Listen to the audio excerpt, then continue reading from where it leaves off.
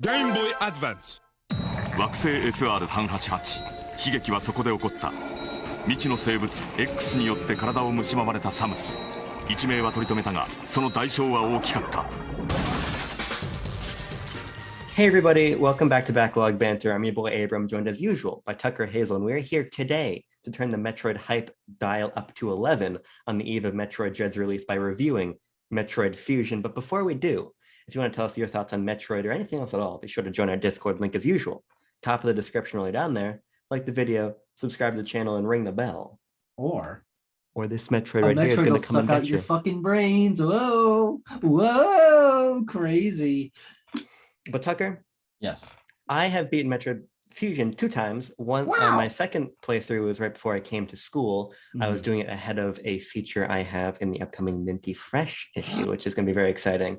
But nice Tucker, plug, though it doesn't affect anything because people can't buy it anymore. yes, the Kickstarter is closed, but when those back issues are available, you're going to want to get one. So I saw the artwork on the inside. Let me tell you something. She's a fucking beauty. But Tucker, you played this game even more recently than I did. Yes. So I want you to go first because you're also a lot more of a Metroid newcomer than I am. I am, yeah. This is my second Metroid experience. The planned Metroid Fusion review of the early Backlog Banter days, almost a year ago. I think it was like 2 months ago, a year ago. Oh. We were going to review Super Metroid, and I beat the game for that, and I believe you replayed it as well. But that never happened. No. We were going to do that for, I think, Metroid's anniversary that year, and that again never happened. But Metroid Fusion. Well, I was also going to say we were going to review Metroid Prime, and then we kind of did, but then you didn't finish it. That's a great point. Yeah. When the Metroid 1 remake comes out next year, shout out Emily Rogers. We will review that. Is that a rumor? That's a hot rumor right off the presses from one Ms. Emily Rogers. But Tucker, we're not here to talk about any of that shit. No, that's stupid. What do you think of Fusion? I had a great time with Fusion. Yes. I think it's an awesome game. Really, the only thing holding it back, and this is going to sound really stupid, was that it's a Metroid game, and it's the latest 2D Metroid game. It's the most modern one until tomorrow. But it still has that horse shit, that Metroid horse shit that really does break pacing. But that is really the only thing I can dock the game for, because it actually does a lot to combat that. It's just those few glimmers of shit that shine through, and it leads to some frustrating and unfair moments. But those are very much the minority of this experience. Yeah, this is a very streamlined Metroid game, and that solves a lot of the problems. I think this is my second favorite Metroid game behind Samus Returns. And the reason I love Samus Returns so much is because that is the smoothest gameplay experience we've ever gotten, right? And so Dread, I think, is probably going to top that. But in the context of Fusion, they do a lot of things that make it a less confusing experience. Yes, there are distinct moments where you're going to have no fucking idea where to go. There's going to be one tile that you have to bomb to get out of a room or whatever. That, of course, as it should be, it looks no different from anything around it and has no indicators that this will react to that kind of thing. And unfortunately, I think one of the things that helped in Super Metroid was getting the scanner that allows you to see the environments. And that was like 2/3 through the game or something like that. So that last end of the game, you didn't really feel the bullshit moments as much. There is a half workaround that you can super bomb an environment and it'll show what blocks react to what, but also super bombs are an incredibly valuable resource and there's very little way to recharge them. So I felt myself not wanting to use that. And it did lead to a lot of times where I was like, man, I really want to progress, but I don't want to waste my super bombs bombing the environment. It's just a weird balance. See, Tucker, what I would say here is that I think it's time to tackle what makes this game so contentious. Yes, a lot. These moments we're talking about are comparatively few and far between, because 100%. this is a linear game. It is a linear game in a Metroidvania map. The hook of the game is because it's more narrative heavy. You're constantly going to be revisiting navigation stations where the computer Adam is going to tell you exactly where they want you to go next. So your progression is always being funneled in a way where maybe you're going to get stuck, but you're going to be stuck in such a small area that you can usually parcel your way out. So my question to you, Tucker, is what do you think about this more linear format? I hate getting lost in games. I think that's getting lost or stuck in a game is the worst thing that can happen, whether that's a challenging older style game with a lot of bullshit enemy placement or something like a Super Metroid where you just feel lost and a little bit unfair in terms of what is actually going to make you progress. Yeah. That's what bothers me most in any game. And luckily, Metroid Fusion dodges that bullet approximately 80% of the time because it does streamline itself, and it uses that streamline to say, hey, look, here on the map is your goal. I'm not going to tell you exactly how to get there. You're going to have to figure out some things along the way, but it gives you a direction, and I really feel like that helps my experience with this game a lot, because it also feels like there's a satisfying loop to it. You finish an area, and then you can go back and hear what the computer has to say to it, learn about what your next area is going to be, and it always made me feel compelled to, okay, I'll just go a little bit more. And because I hit walls comparatively few times, I blew through this game in a quick amount of time. It's not a very long game, which I think is also one of its strengths.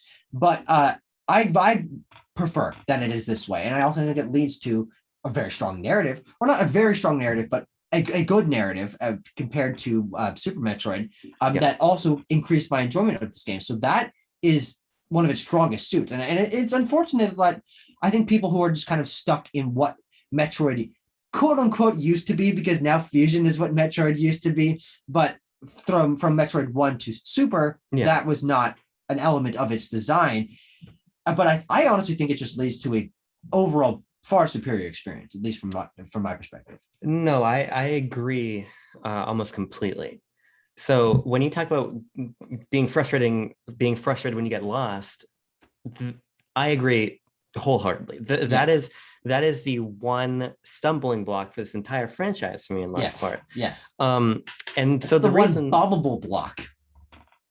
The reason I love Samus Returns so much is because you feel lost in the world, but you don't feel lost in your progression. You become immersed in the atmosphere, and the game does a really nice job of hiding its linearity.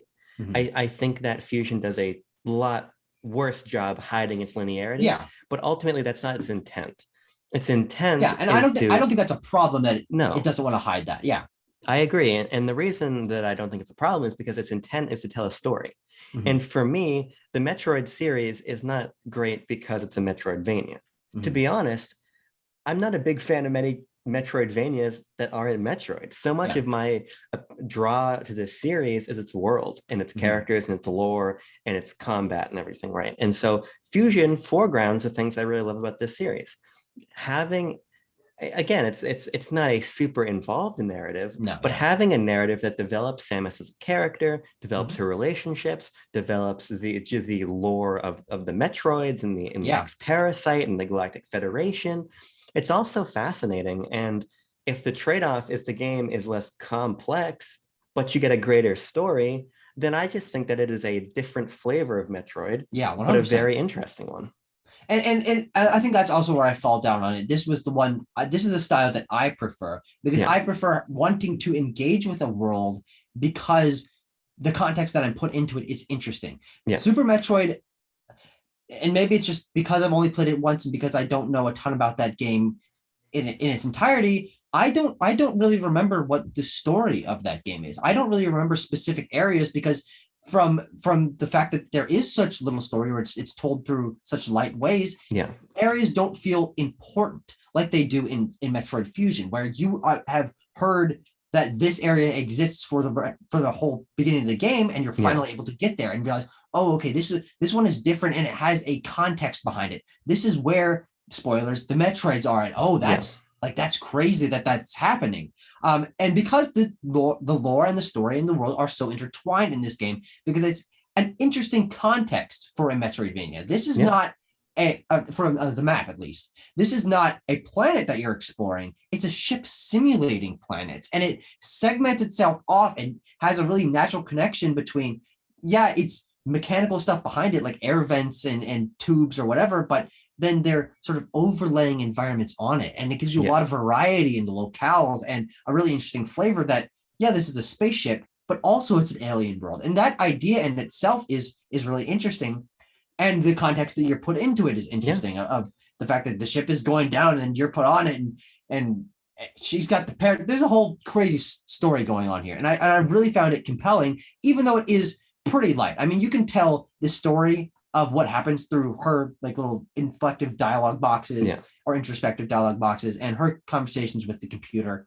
Those can be told in an issue of a comic book. Sure. But what is there, and because the game isn't very long, it works really well to compel me forward to want to continue exploring and finish what's happening in the narrative. Yeah, there is a ton there that you just said that I agree with and that I want to talk about. Yes. So when you're talking about Super Metroid gives you an opening cutscene, and then they give you the game, and they give you the closing cutscene. Yeah. And the storytelling between those points is largely environmental. Yeah. And I think it works in some instances and it doesn't in others. When I'm playing Prime 1, even though I kind of find myself wanting a stronger narrative, the environmental storytelling there is so good and so developed that carries the experience along. And something like a Super Metroid, I think that's a little bit more hit or miss, right? Yeah. It's story, game with light environmental storytelling, and then end. In Fusion, the narrative is woven throughout the entire experience. And while sure, it's the dialogue is still sparse in comparison to how a lot of the other stories told in the medium, of course. It still tracks alongside the experience, and it informs gameplay in a very direct way. Because there are moments of great environmental storytelling, like when you find the frozen Ridley, or when oh my god, that's a cool moment, and it's one of those things where it's not hidden. But it's not a room you're supposed to go in. It's not on that beaten path. But if you do a little bit of exploring and you wander from like, oh, okay, can I get an item in here or something? And you walk a little bit farther, and the camera does this really cool thing where it doesn't pan automatically. You have to get very close to the sort of cryo containment cell that Ridley's being held in, and then the camera pans over. It's like, I know that guy. Oh shit. And unfortunately, I don't think that moment is paid off incredibly well. You do fight Ridley, but he just comes out of nowhere. Like you're just like walking around. Oh, I fall down a hole. Oh, it's Ridley. Oh shit. Okay, now I'm fighting him. And I wish that had been paid off more, because finding him is one of the coolest moments in this whole game. But so it's a little bit hit or miss in that specific moment, but it balances out perfectly fine. Yeah, on the whole, I think it's really great about scripting its environmental storytelling. So like when it's when Nightmare is rampaging through the BSL, and you go back through the area and it's all fucking destroyed. And it closes off certain areas. And you're tracking down Nightmare. I think that this game does a great job of bringing its just expository narrative and its environmental storytelling into really close conversation with its gameplay, and all of those different elements are always talking to each other and informing what's going to happen next. I think that's really great, and it's a type of storytelling in a fusion of different types of storytelling that the rest of the Metroid series doesn't usually hit. And I'll be curious to see if Dread recaptures that. And I genuinely don't know, because I have done my best to not watch trailers for the game. So when we do that review, it'll be fun to compare that point. But Tucker, I mean, we're talking about the bosses a little bit. Let's jump into the gameplay. Let's talk about the bosses. I think we need to just take the story, scripted segments, bosses. That ties a very nice tangent to the SAX, which is this game's most. The SAX is the villain of this game. It's the big bad of this game, and I think the SAX is awesome from a ton of regards. But there's one element where I think it's a kind of lacking that I think people put a little bit of too much emphasis on. SAX as an ex-parasite taking over Samus's old suit and stalking you around this ship, awesome. It sabotaging things before you get there. It being too powerful because it has all your old abilities. Awesome. It plays an interesting role in the story in terms of what happens near the end. All of that is great. I love the segments where the SAX is chasing you and you have to do, but those are very few and far between. I really wish that the SAX had actually been free in the system for you to occasionally stumble into, like it seems like the Emmys will be in Dread, because people are always like, oh, there's so much pressure that the SAX is always hunting you down. But that's just not true. There are like 4 moments where you are have to hide or being chased by the SAX, and those are really interesting moments, but they're very scripted, and they only show up a handful of times, and it never feels like the SAX is this overbearing presence that you have to be careful of, because it's relegated to those specific segments. Yeah, I'm of a few minds with the SAX. So Nintendo, in the lead up to Dread, we're talking about how the Emmy is the natural conclusion of what they wanted to do with the SAX. Yes. But that they simply could not do technically on the Game Boy Advance. Okay. Did not have the ability to script the AI in a way that would feel that organic. And that's understandable. It doesn't make it less disappointing, but it just contextualizes it. So I think what you're saying, what the Emmy is carrying on from, is probably going to be exactly correct, as they've pretty much overtly said. But that actually makes me a little bit hesitant about that respective dread, because for me personally, playing something like Resident Evil 2 Remake with not Professor X, Mr. X, sometimes I find the pressure. I'm professor to you, buddy. I sometimes find the pressure imposed by these sort of unkillable, stalking creatures to sometimes be not fun in the context of an experience like a Resident Evil or a Metroid, where you're solving puzzles and moving deliberately through your environment. So the strength of the SAX for me is the fact that it is scripted. I think that's a good point. The fact that it shows up so infrequently also helps the fact that it is scripted, because when you get into the rhythm of exploring and then, oh, fuck, use this, pretend this is the SAX here. It's not Samus. It basically is. It basically is. When the fucking SAX shows up, that's a tense moment. So I think that's. Do you know what's in that suit? Have you cracked that figure open and seen if it's Samus in there or the X Parasite? It's actually just arsenic. Probably. No, it's fucking, I don't know. It's World of Nintendo's fucking $10 worth of World of Nintendo plastic is what it is. But so I think that's great. I love having to hide from the SAX. However, there's a caveat. I think that the SAX is overpowered to the point of frustration. I think that when you're being chased and you just get hammered out in 2 hits or something, it becomes more frustrating than atmospheric. No, that's a good point. Ultimately, the escape sequences are not particularly long, and they are not particularly difficult. But it's still frustrating to be killed by the SAX when you're just trying to jump out. There's one sequence in particular I remember. It's towards the end of the game where you're in, I think it's after you've like gotten the power back online and you drop it down and you have to run to the left, over the SAX's head and through a platforming section and jump up and hide with the morph ball. But getting over the SAX and trying to run, if you hit that first platform, you're just gonna get killed before you can escape. And I get the intention of that, but it just doesn't quite feel balanced. Sure. That said, because now we're hopping back to the positive direction, it feels really fucking great when you kill the SAX in that final fight. Yeah, no, I mean, it's a fun boss battle. I think the only caveat I have about that ending boss is that the SAX itself is fun, but that final transformation it has is really underwhelming. You can kill it in 3 hits and it has 1 move. I guess it makes sense, like it's used up all its energy transforming into this, but like that's a pretty underwhelming story reason for the end of a boss battle being a little bit lame. But I did have a lot of fun fighting the SAX. I mean, there's a very easy pattern once you get into it. But yeah, it's hit or miss. But I think overall that the SAX fight does overshine whatever you would call like Omega X Parasite or whatever. Yeah, I think the reason it works for me because it's a lot. Once you figure out that pattern, it's a lot easier than most of the bosses in the game. The SAX. Yeah. I just think that the follow through of finally being that powerful and defeating the SAX as easily as you can is another great storytelling moment where Samus finally overpowers this thing that's been stalking her. Yeah. I think that's one of the best bosses in the game of bosses of mixed quality. Interesting. Okay. I think that the bosses almost across the board, maybe even completely across the board, design-wise are phenomenal. These are like Konami. Yeah, they're like Konami SNK scale crazy Metal Slug bosses. Yeah. And I think that's really great.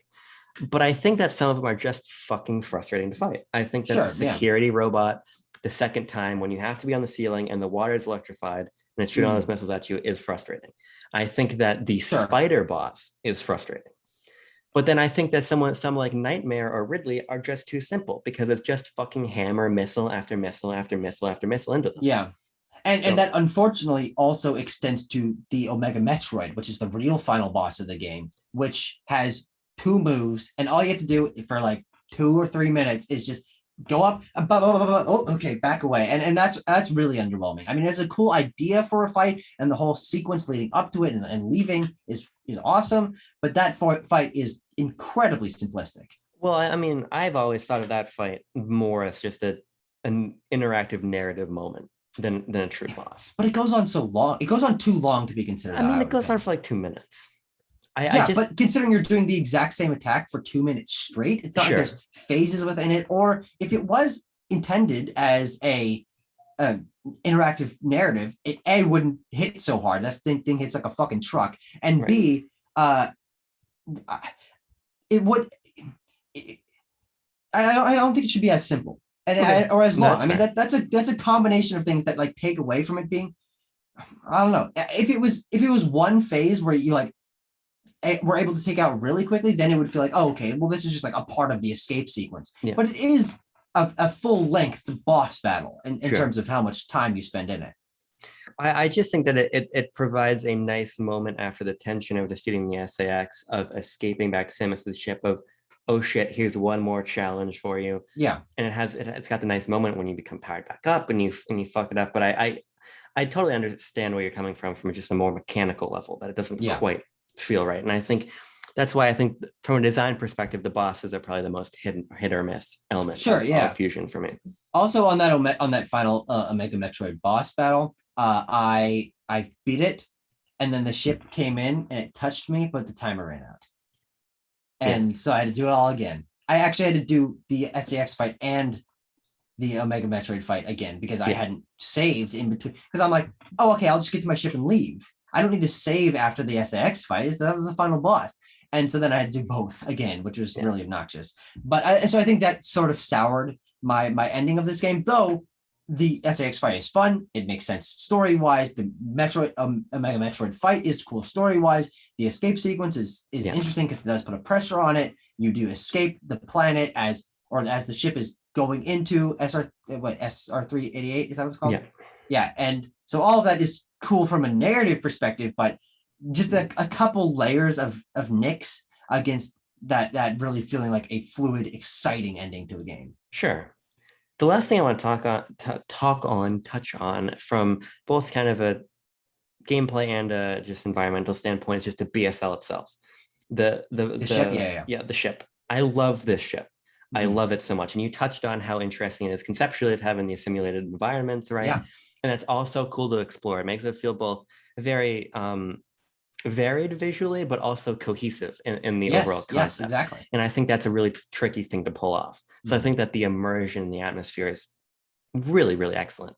But I also think that it's full of just really nice side puzzles for extra missile upgrades and everything, and E-tanks.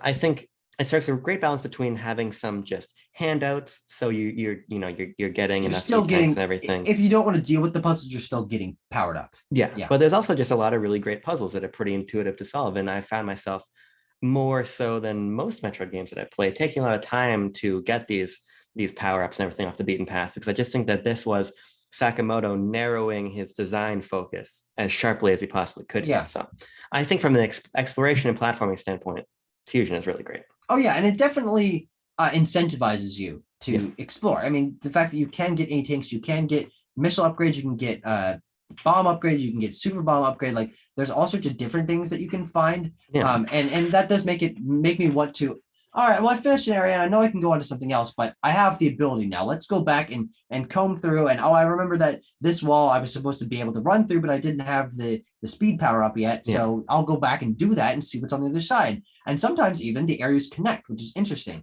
Is maybe only twice, but you'll find like a tunnel at the bottom corner of one that you pop out in the other one. It's like, oh, okay, this is even more interconnected than it initially seemed, because this map is pretty linear. It's 6 areas, I think, and then they're connected by elevators to the main area, which you don't really go back to as many times. I wish there had been a little more to do up there, but I love the variety of it. I love the surprising interconnectedness of it, and it's a great map overall and works really well for the structure of this game. Yeah, I agree completely. Tucker, the last thing I kind of want to do, unless you have anything more you want to say about the game itself, is I want to look ahead to Dread. Now we don't have to look too far ahead, because it can be like 18 hours away from release by the time this video goes up. Yeah. But this Dread is Metroid 5. Yes. Fusion is Metroid 4. Fusion Great ends point. with Samus defying the Galactic Federation, Mm-hmm. doing everything she can to destroy the X-Parasite and planet SR-388 in the process. Yes. It's a moment of high tension for the series. Mm-hmm. My question to you, Tucker, is do you think it's going to connect directly into Dread? I think it's got to. Okay. Because the fact that they're selling it as Metroid 5 is interesting. I mean, this could have been placed anywhere in the timeline. It could have even been a reboot. But the fact that they sold it in that reveal trailer as Metroid 5 being the thing that made sure that you knew that, oh, this is a continuation after Fusion and going to be a 2D Metroid. That moment, I think they know the weight of. And I also think that with the modernization of the Metroid series and the issues that I have with like Super Metroid, Metroid's coming into frame. I think they do also want to have this be a more linear, a little more handholdy with and less bullshit with the environmental bombing things, because it's a modern game being released in the modern area, and push the narrative a little more as well. So I and plus that puts it in such an interesting place for the narrative. Sure. How does the Galactic Federation respond to that? Where does Samus go? She is now technically part Metroid because of the vaccine that she's given at the beginning. So how does that play into this? Like, how does she get her power stripped from her? Again, like there's a lot of stuff they can do, and I really do want to see them play that out. Yeah. And I think through a couple opening cutscenes and some, story dialogue in between, it's not going to be super hard for people to catch up with that as well. Yeah, I mean, I think it would be a missed opportunity if they don't, is what I'm saying. Where we really are operating in the absence of information here, because I bet this has been talked about to some extent or another through those research reports or whatever that good point. I've been avoiding. But my read on it is that it is not going to be a direct sequel, because I don't think that makes any sense for it growing the Metroid franchise. Sure. If you operate under the pretty clear assumption that this game is going to double or triple the sales of the next best-selling Metroid title, which is not Fusion, that it would not make sense to directly continue a narrative from 19 years ago. What I think is going to happen, and what I hope, is that it's going to be a through line, that we're going to finish out Samus's story with the Metroids and the SAX and everything, or the X-Parasite, but ultimately we're going to be telling a story that is, I almost see it as like a Force Awakens type of deal, where it's going to be characters and through lines, but they're going to be backgrounded against a new narrative that you might not. Sure. And I personally do think that is the best way to go forward, as long as you can both offer satisfying closure for the saga of the first 4 core Metroid titles and pivot towards the future. I think that's right where Nintendo should be. Yeah, and that is very likely. And of course, we'll see very soon. I mean, we'll know by that opening hour if how connected it is to Fusion. Yeah. And we'll probably have a Metroid story discussion. Of course, we'll discuss the story in our full review of Dread, which is probably coming sooner than it should. But I'm excited for all of that, and I'm just excited to see, now that I've gotten a taste of what Metroid narrative can be like. I want to see how they are able to modernize it, and also bring in new players and expand it as well. So all that is exciting and awesome. Yeah, I'm very hopeful. I mean, we are recording this after the Metroid Dread reviews went out, and they are incredibly positive. I did not read the content of them because, again, I have done my best to avoid as many spoilers as I can. I'm not going to fuck it up at the last second, so we'll find out tomorrow. I can't believe we're saying that. But Tucker, I think it's been a very good review of Metroid Fusion. And we'll be back probably by the beginning of next week for a review of Metroid Dread. So easily. Wow. Finally, Nintendo's making a game I'm really excited about. Look at that. Finally, Nintendo's making a good game. We'll talk to you later. Be sure to join Discord, like the video, you know what to do.